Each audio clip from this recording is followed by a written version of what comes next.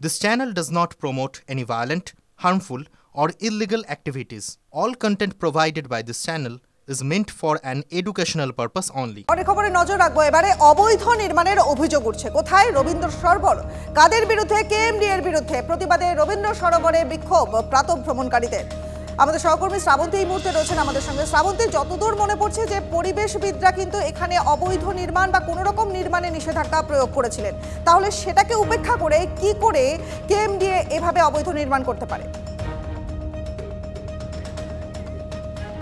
বাংলার যে কথাটা রয়েছে রক্ষকে ভক্ষক, অন্তত রবীন্দ্র সরোবরের ক্ষেত্রে সেটাই প্রযোজ্য। 2017 সালে পরিবেশ আদালতের পক্ষ থেকে একটা নির্দেশ দেওয়া হয়েছিল যে কোনো ধরনের এক্সটেনশন ওয়ার্ক করা যাবে না, অর্থাৎ যে ধরনের কাজ কনস্ট্রাকশন নির্মাণ জাতীয় কোনো কাজ করা যাবে না, কিন্তু তারপরেও সেই কাজ চালাচ্ছে কেএমডিএ। এবং তার জন্যই সকাল সকাল যেখানে আজকের বৃষ্টি, সেই বৃষ্টি মাথায় করে পরিবেশবিদরা যেমন রয়েছেন, একই সঙ্গে প্রাতঃভ্রমণকারীরা তারা দাবি নিয়ে উপস্থিত হয়েছেন সেভ ন্যাশনাল লেক, সেভ যে এখানে একটা রবীন্দ্র সরোবর লেক, সেটার কথা বলছেন। আশুতোষ আমাদের সঙ্গে রয়েছে।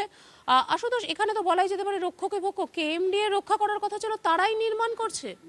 দেখুন, রক্ষক বিশ্বাস করে কনস্ট্রাকশন মেটেরিয়াল কোথায় আছে, এমন ম্যাগনেটিক জোর যেখানেই দেখে আটকে যায়। এটা রবীন্দ্র সরোবরে এগুলো করার জায়গা, আর কোনো জায়গা পেলেন না। ইকোসিস্টেম, এয়ার কোয়ালিটি ইন্ডেক্স দেখুন, মানুষ শ্বাস নিতে পারছে না, কলকাতার মান কমছে এয়ারের। এটা মনে হচ্ছে না যে সামনে লেক, এটাকে বাঁচাতে হবে, বায়োডাইভার্সিটিকে বাঁচাতে হবে। প্রচুর সিনিয়র সিটিজেনরা হাঁটতে আসেন। সব থেকে বড় কথা, এবারে কোনো পরিযায়ী পাখি আসেনি, তার মানে বায়োডাইভার্সিটি কোথাও না কোথাও কম্প্রোমাইজড হচ্ছে। সেই জায়গাটা তো ডেভেলপ করতে হবে। প্রজেক্টের নাম দেওয়া হয়েছে মা ফিরে এলো, কি বলবেন? নেচার ভার্সেস কালচার, একটা যেখানে ন্যাচারাল একটা ইকোসিস্টেম, সেটাকে ধ্বংস করে যদি কালচার করা হয়, সাস্টেনেবল ডেভেলপমেন্ট বলা যায় না। আমরা একটা অন্যের পরিপূরক হতে পারে না, কারণ কালচারের জায়গা থাকবে, নেচারের জায়গায়। এটা প্রতিমা সরোবর হবে, রবীন্দ্র সরোবরের নাম চেঞ্জ হয়ে যাবে। এবং আমরা এই যে বৃষ্টি মাথায় করে আজকে এসছি, আমরা লেককে ভালোবাসি বলেই তো এসছি। আমরা 50 বছর ধরে লেকে আসছি, তো আমরা লেককে যাতে লেকটা রক্ষা পায়, এবং লেকের যে পরিযায়ী পাখিরা আসে, লেকের যে সবুজ আছে, লেকের যে সুন্দর জলাশয় আছে, জাতীয় সরোবর, এই যে লেকের যে চারদিকে সবুজের সমারোহ, এইটাকে রক্ষা করতে হবে। সেই ছবিটা একটু দেখাই। বেশ কিছু গাছও নিশ্চিত এখানে কাটা হয়েছে, দেখতেই পাচ্ছ রনিপা।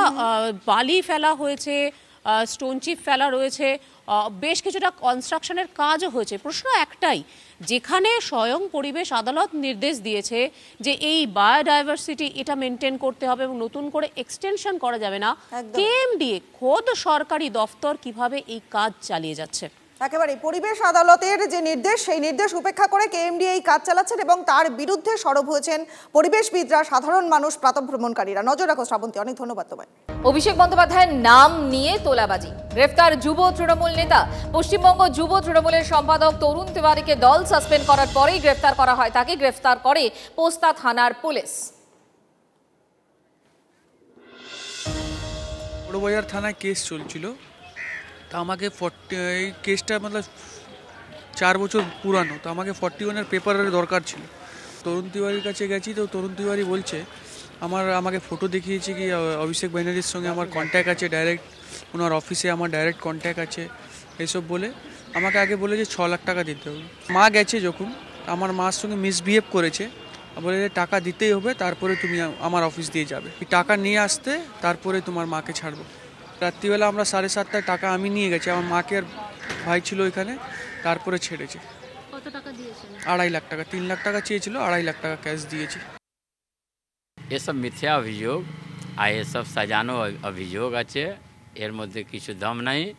মানে তরুণ তিওয়ারি একটা ইয়াং ছেলে কি করে আগে বাড়বে, এটাই কারো বরদাস্ত হলো না। আমাদের পার্টির মধ্যেই একটা গোষ্ঠী আছে যারা এরকম কাজ করে মানে তরুণ তিওয়ারিকে বদনাম করার চেষ্টা। তরুণ তিওয়ারির উপরে অভিযোগ লাগিয়ে যারা অবির খেলছে, ও পার্টিকে তো নষ্ট করছে, পার্টিকে তো মানে শেষ করছে। এই ঘটনাকে কেন্দ্র করে কি বলছেন তৃণমূল মুখপাত্র কুণাল ঘোষ, শুনুন। কিছু নথিপত্র, কিছু বক্তব্য সামনে এসেছে, কিছু অভিযোগ সামনে এসেছে, তার ভিত্তিতে তৃণমূল ব্যবস্থা নিয়ে তো এটা প্রমাণ করে দিল যে এত বড় দল, এত বড় সংগঠন, সেখানে যদি কোথাও কেউ কোনো আপত্তিকর কিছু করে থাকেন, তৃণমূল কংগ্রেস কিন্তু সঙ্গে সঙ্গে সেটা রেয়াত করে না, সঙ্গে সঙ্গে ব্যবস্থা নেয়, এ তো ভালো কথা।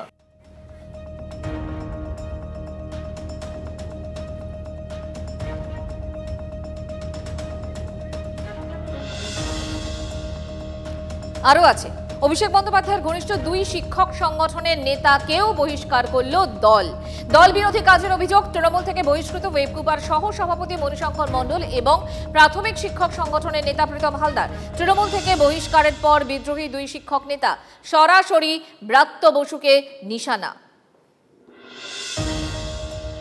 পরবর্তী সময়ে আমি অভিষেক বন্দ্যোপাধ্যায়ের হয়ে দ্য গেম চেঞ্জার দাদা আখ্যায়িত করে আমি গোটা কলকাতায় অভিষেক বন্দ্যোপাধ্যায়ের ব্যানার লাগিয়েছিলাম। এই বিষয় নিয়ে আমাকে শিক্ষামন্ত্রী ব্রাত্য বসু ফোনে থ্রেট করেন এবং পরবর্তী সময় আমাকে এবং সাবধানও করা হয় যে এরকম ভুল করলে আমাকে দল থেকে বের করে দেওয়া হবে।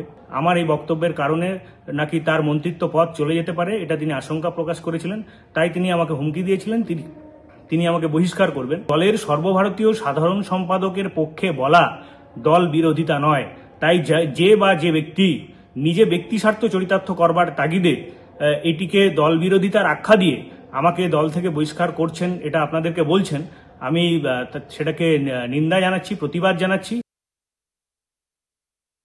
আমরা তো আমাদের মমতা বন্দ্যোপাধ্যায়ের সৈনিক এবং আমাদের যিনি সেনাপতি অভিষেক বন্দ্যোপাধ্যায়ের হয়ে আমরা তাকে চেয়ে কিছু কিছু পোস্ট আমরা সোশ্যাল মিডিয়ায় করেছিলাম, আমাদের ভালো লেগেছে। তা অভিষেকপন্থী হওয়ার কারণেই কি এই খড়গ নেমে এলো সেটা আমি জানি না। এবং স্বয়ং শিক্ষামন্ত্রী আমাদের উপরে যে একটা প্রতিহিংসামূলক উদ্দেশ্য চরিতার্থ করতে চাইলেন, এটা খুব দুঃখজনক। আমাদেরকে ডাকা হলো না, কথা শোনা হলো না, কিছুই হলো না, এগুলো আমরা চাই না। সংগঠনের কাছ থেকে এটা কেন হলো তাও আমি বুঝতে পারছি না। যখন বিরোধীদের কিছু আক্রমণ চলছে বিরোধীদের তরফে সরকারকে মরিয়া, তখন সেই ফোকাস সরিয়ে যদি অন্য কোনো ধরনের একটা প্রবণতা থাকে এবং সেটা যদি দলীয় নেতৃত্ব মনে করেন যে দলের হয়ে প্রচারটার অগ্রাধিকারের বদলে কিছু বিশৃঙ্খল এবং বিভ্রান্তিকর আচরণ হচ্ছে, যেটা দলের স্বার্থ সুরক্ষিত রক্ষার পক্ষে নয়, তো তারা সেটা ব্যবস্থা নিয়েছে। এটা মানে সাংগঠনিক বিষয় গোটা বিষয়টা।